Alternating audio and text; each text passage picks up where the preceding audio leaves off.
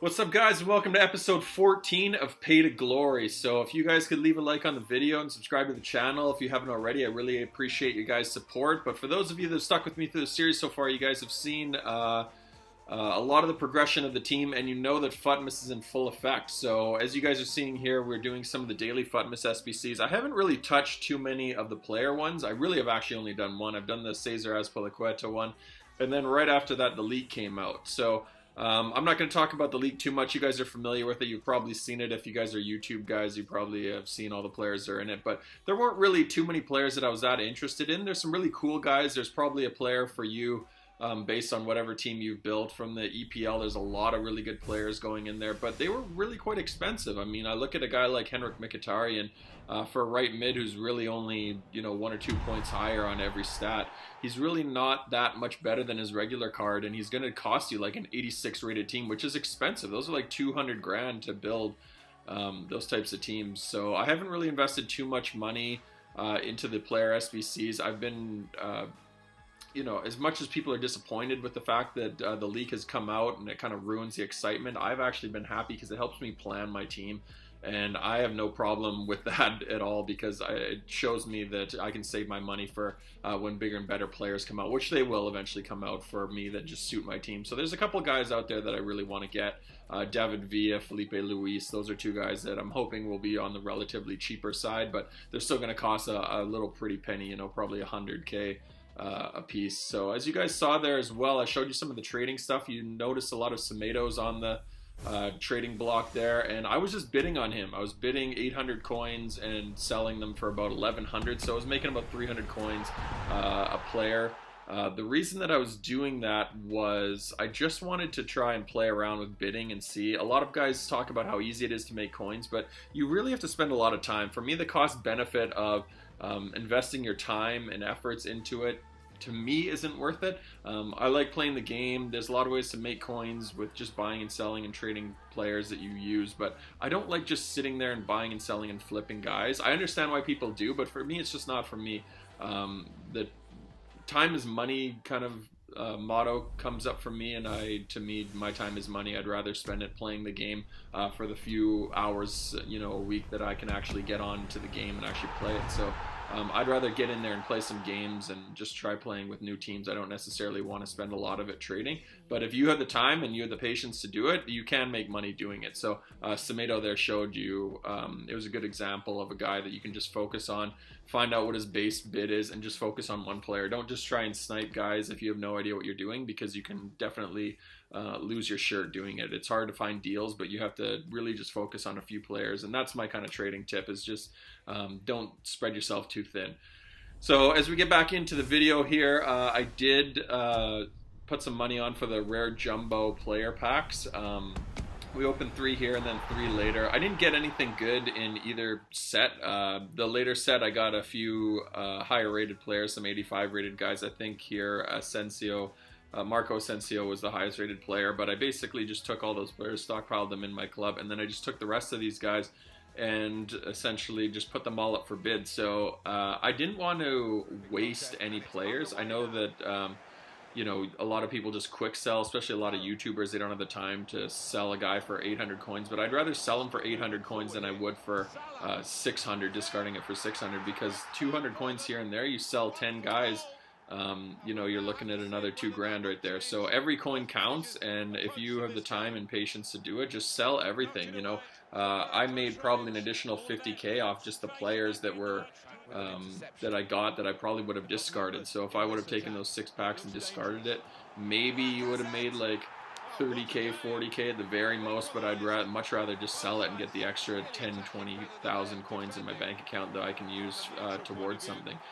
So as we jump into the actual gameplay here, this first opponent, as you guys know, I had some issues with some recording. Some of the El Gato footage would get corrupt, so I would just have to make sure that I catch it. So thankfully I caught it at the start of the game. However, I did miss his team, so the file was corrupting at the start of it. It kind of frozen, so I unfortunately wasn't able to get the team. He played in a 4-3-2-1, I believe.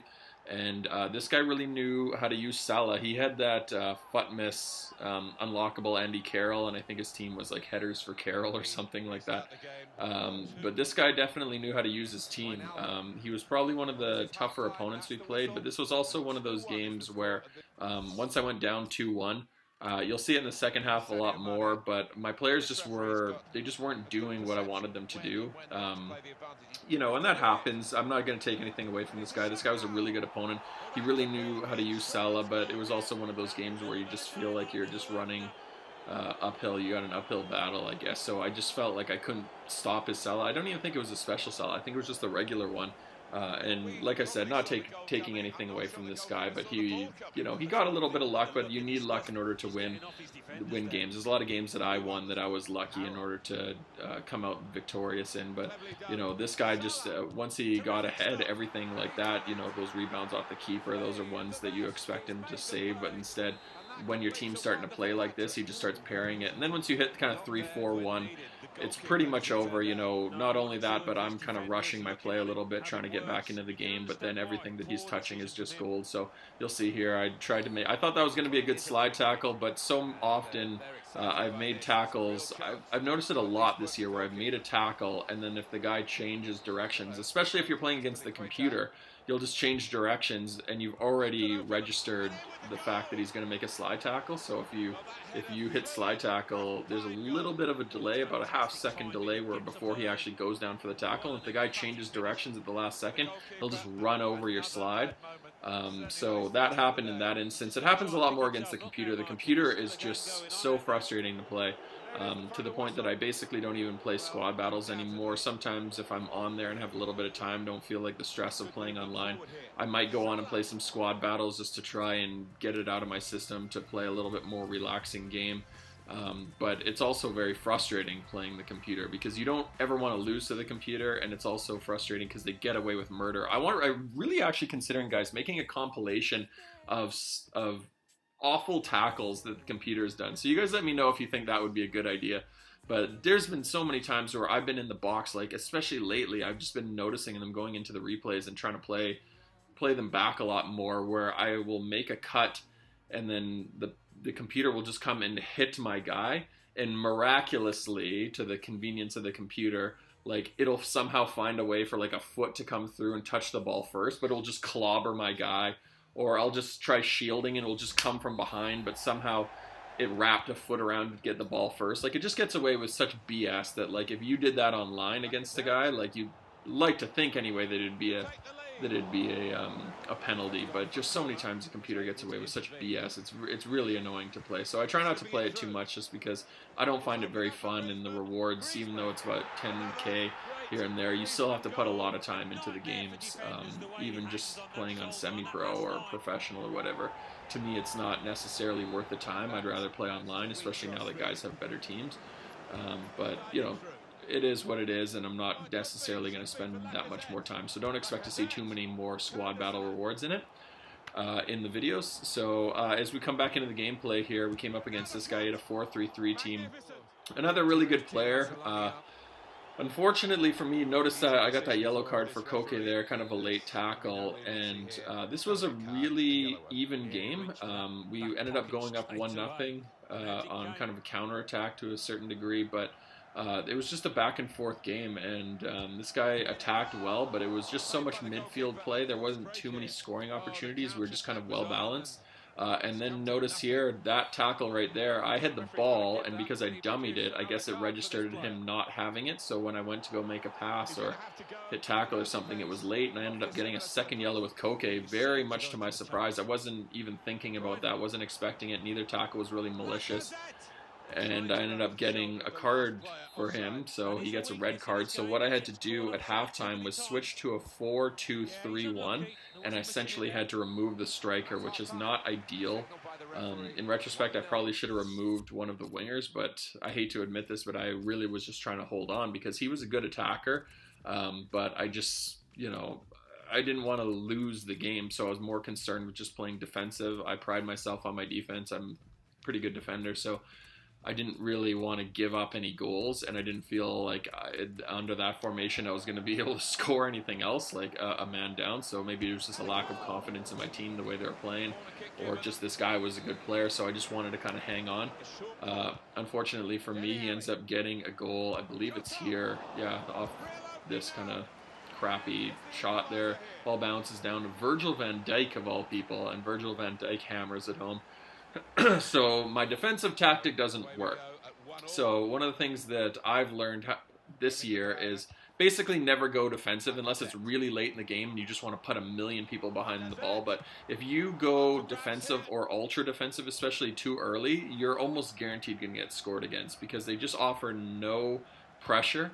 Like when you go ultra defensive, they just sit back and they just absorb pressure. And when I say absorb pressure, I mean there's no aggression at all. They just back up and back up and back up, and it can just be absolutely murderous for you. So we do end up going up 2-1. I was over the moon because it was totally against the run of play. This guy necessarily wasn't creating a lot of chances, but he had a lot more pressure on me. So I had to take any opportunity I could get to counter attack. So we ended up getting an opportunity with Kevin De Bruyne, and he hammers it home on the first shot. So he makes a sub right after that, brings on Ahmed Musa, and gets that kind of aidsy rebound. But you know, we've had those going our favor too, so I won't complain about that. But it was a little annoying because I thought I was defending quite resiliently, and I was feeling pretty confident about my team. Also, at this point, sorry, my phone's ringing, my house phone's ringing, but at this point, I was just trying to hold on for the 2-2, and then he got away with murder here, right at the death. Ahmed Musa, again, the ball gets slipped through to him, and he just fires home a shot into the top corner.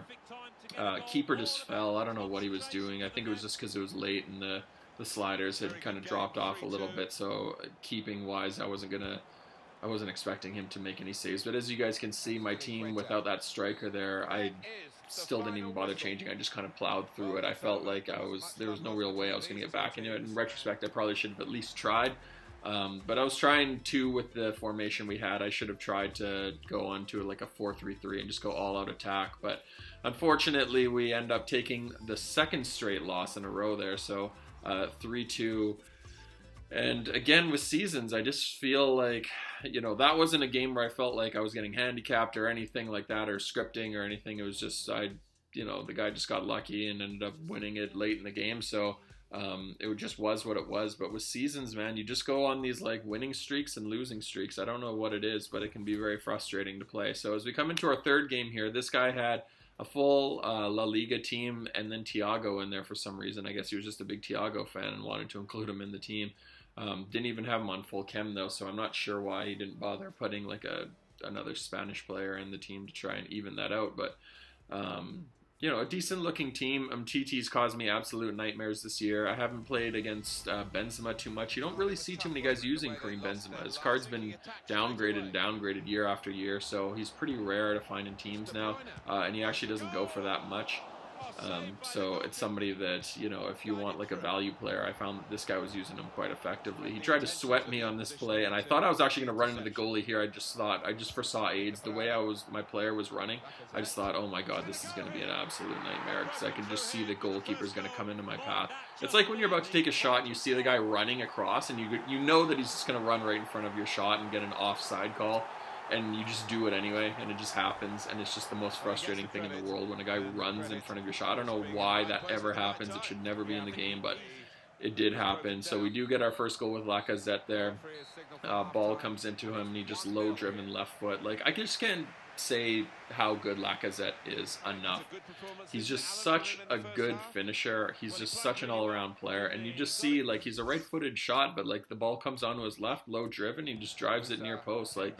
He's worth the coins, and especially right now, guys, if you're looking for a striker in the EPL, that wasn't the best example right there. That was just my fault. I kind of tried to go near post and got a little too tight with the keeper. But if you guys are looking for somebody, guys, like I think I saw a Lacazette on Futbin. It was like about 68K or something. So, at this point in FIFA, most of you guys should be able to afford 68K. It's not that hard to actually generate it.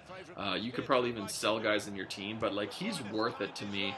if you have, you know, an average team to above average team, and you think you can sell like kind of 84 rated guys, like if you just got like Juan Matas and stuff like that sitting in your club, I'd rather just take all those players, sell them, get a bunch of low rated gold players, and have Lacazette in my team. Like, even though I advocate having a well rounded team, there's a lot of players that that don't really fit the meta of the game, and I would rather just sell them and go out and get Lacazette and go get a real clinical striker, because there's almost no doubt in my mind that his price will jump up after Futmas and these kind of pack promotions are done. They'll rise a little bit and then he'll slowly start to drop off again. But if you're looking for a striker, he is worth every single penny. You know, 68k is an absolute bargain. I think I paid like 160 or something for him early on in the game, and he's still worth that to me. Like, I would probably pay 160 again for him if that's how much he was going for. I was actually contemplating getting his once to watch, because I think right now we're at somewhere around 140k, and then I've got another card that we packed that was worth about 50 something k, which you guys will see later in the video. But I do think about potentially getting his ones to watch. I just don't want to invest in a ones to watch and have him not get a ones to watch or not get an upgrade. I have a feeling he will get an upgrade. I mean, he's Alexander Lacazette, he almost always does, but just with Arsenal, I just have been a little bit wary with those cards. So as we come back into the gameplay here, this is our third game. Just wanted to get back on the winning streak, or on the winning side of things. I guess, yeah, the winning side of things is what I'm trying to say there. But we come up against this guy who's got a 5 in the back, a 5-3-2 EPL team, and kind of strange one. He has like Fernandinho as like a center back. I think he was using Mangala and Otamendi, and we did get a little lucky here. We pulled a nice little fake shot drag back there and end up finessing into the far post. I wasn't actually expecting that to go in, but with Antoine Griezmann, you never really know, and that's one of the benefits of having some of the high-rated cards. Sometimes, I don't know if this is something that's in the game, but it feels like with high-rated cards, they'll pull out moments of magic like that every once in a while, which you don't really get with a lot of low-rated guys. Low-rated guys can be really spammy and can be really effective, but for the most part, you know, guys like Antoine Griezmann and the really high-rated guys, like, they'll just, every once in a while, they'll just do something absolutely crazy, and I'm just like, okay, that's why he's an 88 rated. You know, he's got those really high ratings in there for a reason. So we do end up going up 2-0. It's very early on in the game. Basically, once I scored that first goal right early, it just became an onslaught. So we were up 2-0 after that, and then we send him through again. Actually, we send through Gundogan, sorry, on this play, and he just walks in and rockets it, and everything I was touching in this game was turning to gold. So we were up 3-0 after the 19th minute. And as you guys know, I've said, I sound like a broken record, but I'm a bit of a conspiracy theorist, and I've said this for a long time. And I was actually talking to another friend of mine that plays FIFA, and he's actually the one that mentioned this before even I had to kind of talk about my craziness and my weird ideas with it. But I've always said that if you go up 3-0, I might even have said this in previous videos, if you go up 3-0 too early in the game, it's actually a detriment.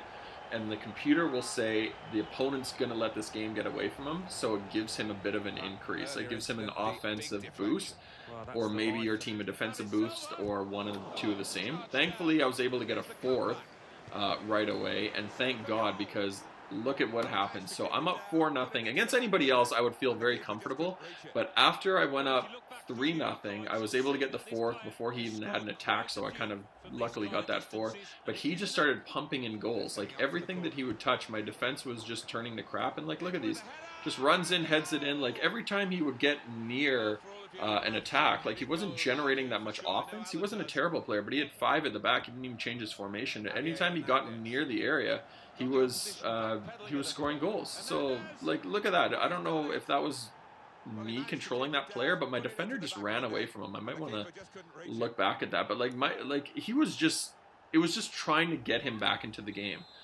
You know, he's still got to control it, he's still got to hit shoot, he's still got to score, he's still got to make the right decisions. So it's not an insult to him or anything like that, but the game play just feels like that's where scripting comes into play, and that's where people lose their mind. So for me, all I cared about after that third goal went in, it was like, he cannot get a fourth, I need to score a goal. So I got a kickoff goal.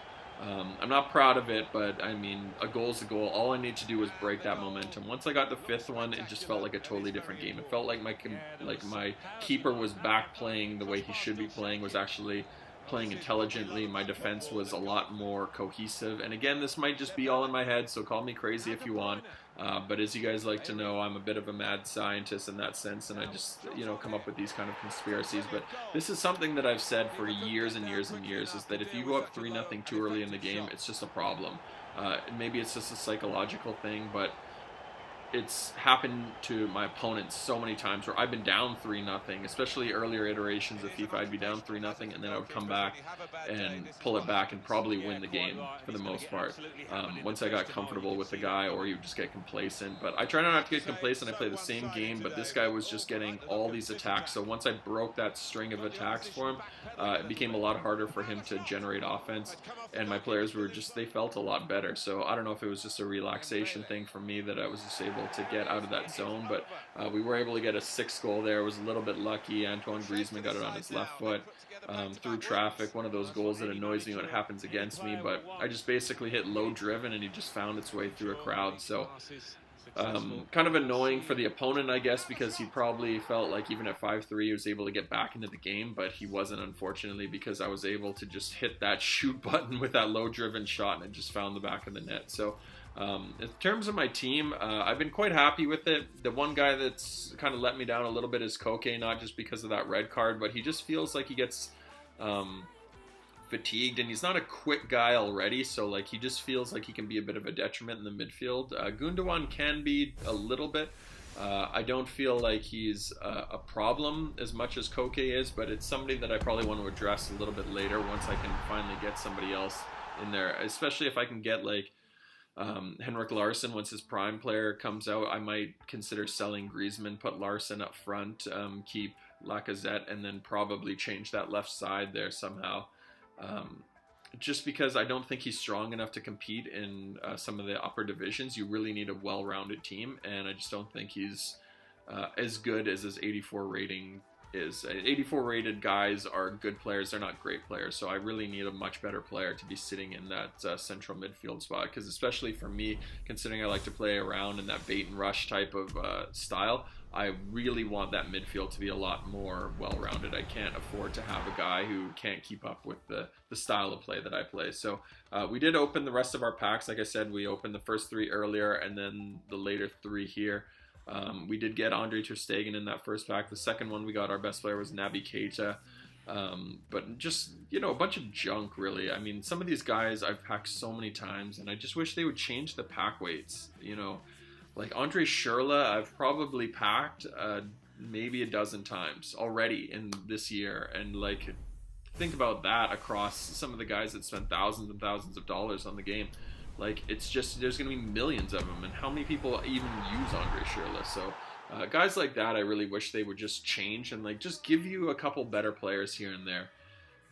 For the amount of people that spend money on packs and don't pack anything, like, I mean, when you think about it, I'd spent, I spent 12,000 FIFA points, and the best 2 players I got were Keylor Navas and Marc-Andre Ter Stegen. Like, that to me is unacceptable. Unfortunately, that's just something that continues to happen over and over and over again, but it's something that I can't really prevent. So unfortunately, it's just the way it's going to be. So I know they're not going to change based on one video, but I really wish they would change it. So as you guys are seeing here, this is what I was doing in terms of just selling guys. Like I said earlier, I don't discard guys. I basically send all my rare gold players up to the trade pile for the most part, unless it's a guy that I know isn't going to sell. If he's like a 75 rated from some random league, I'll probably discard him. But if he's from a major league especially, like, I'll keep him because he'll probably sell for at least 700. But I usually, if the guy sells for 700, I'll discard it. Like, once he's in the trade pile, I'll discard the player. And then once I know that he's worth at least 750, 800 coins, I'll sell him for that or more. So we do get our squad battle rewards from the last week. Another 12,000 coins go into the pot there. So we're at 112,000. I think by the end of it, we ended up being at about 140,000 after we sold everything.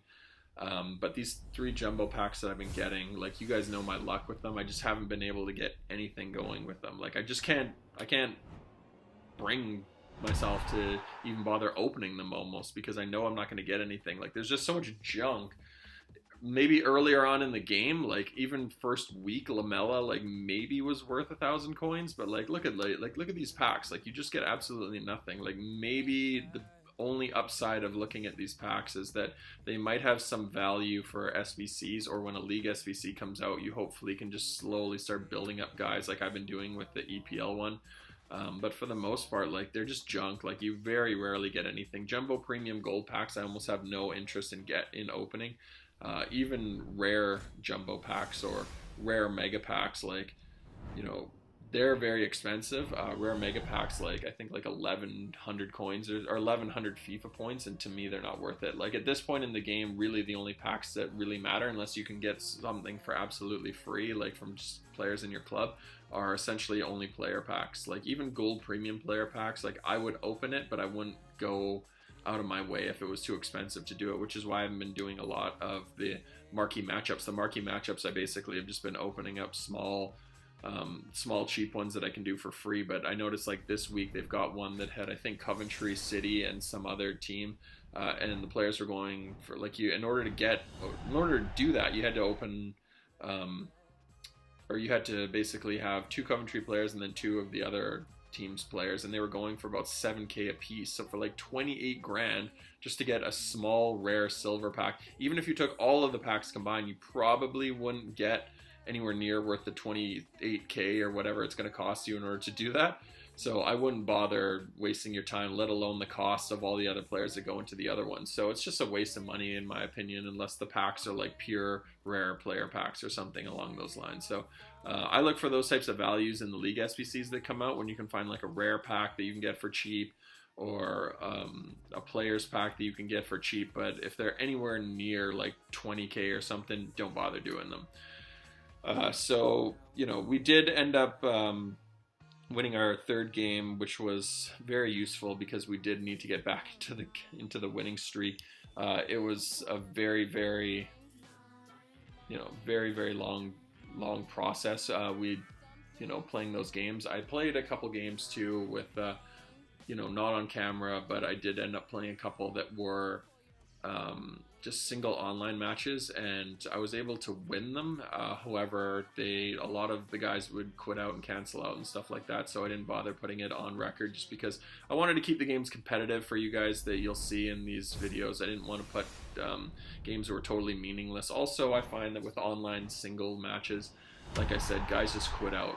First of all, it's hard enough to find a game just because people see that you've got, any kit. Basically, if you're wearing a kit, a guy will quit out. Like, I think I had like a Boca Juniors kit, and people kept quitting out even when I was away. I don't know if they were worried about connection or worried about being home or whatever the case was, but like it was just so hard to find matches. Also, when guys see that you have like 100 chem, if they don't have 100 chem, they quit out. Like, it's just, I don't know how you can't build a team that's like 100 chem. Even if you had to build like a crappy league, you could do it for like 3-4k.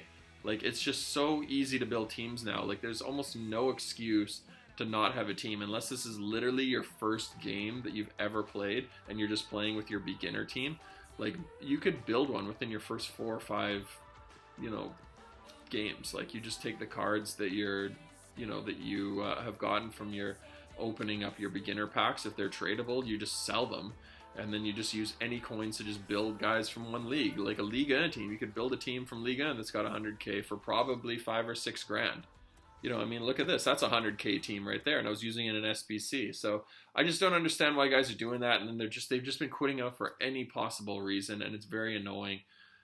Especially now with like the game being worth so much. Like, people are so concerned with finding like noob opponents, but like you're not going to find noob opponents, so like just go in and play the game and have fun. Like, don't take it too seriously, don't worry too much about it. Like, if you're a pro, I get it, but like, you're probably playing weekend league, so if you're just playing for fun, go out and have fun. Even if you lose the game, it's not the end of the world. It's just one match, it's just a video game. It's not the end of the world. So like, guys just take it so seriously. They're so concerned with winning, and like, especially with tutorials and Twitch and YouTube and things that are out there to teach guys how to play. Every player is good. So it's not like back in the day when you'd come up against noobs and just, beat everybody's brains in. If you're a good FIFA player, you're going to come up against good players now. So it's definitely harder.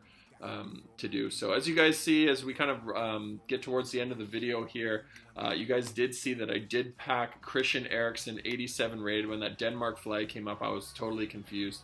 I was just thinking, who the heck is from Denmark? And then I was thinking Christian Eriksen, but I was like, no, I can't pack Christian Eriksen. I never get that, but I got him from like some real crappy pack. So I wasn't upset at all. I was very happy with that. I didn't care if the rest of the pack sucked butt, but you know, at that point in the game, to get an 87 rated player, like, I'm over the moon. You know, anybody that's 86 or higher is usually going to be a guy that sells for quite a bit, just because of, even if he's not a great player, the SBCs keep their values high. So I was really happy with getting that player. And then we kind of round out the rest of the video by doing these two marquee matchups. So as I mentioned, the other two are just too expensive. The Mexican League 1 and the English League 4. If you did a lot of bronze pack method, you'll probably be laughing because you'll be cashing in pretty hard. But for the first two, I just did like the El Clasico, and I did the Atalanta versus AC Milan, and just to see what I could get. But I don't think we ended up packing too much. And as you guys can see, like, a lot of these players probably would sell for something, especially once the League SBCs come out. So not necessarily the best ROI on this one. We do get a Prime Electrum players pack, so that one is a little bit more worth the risk, because you are going to get through 6 gold and 6 silver, so you can get some pretty good players in there. I don't think it was a rare one. I think you get 3 rares, but they're gold and silver, so it was worth the risk for me, especially considering the cost of it. You are giving up 12 La Liga players essentially, but we end up getting 84 rated Farman, so, you know, worth the risk, I guess. It was worth doing. But that's going to be the end of the video, guys. I'm going to get into a lot more gameplay this upcoming week once this week is done. So the upcoming week that's coming up, so it's Wednesday right now. So hopefully by very early next week, you guys are going to have another gameplay video, and I'm just going to start pounding through a lot of these games, especially now that Futmas is kind of starting to get out of the way. It will be out of the way within the next week. You might see a couple SBCs in the next video, but for the most part, it's just going to be a lot of gameplay. So until next time, guys, take care. Peace.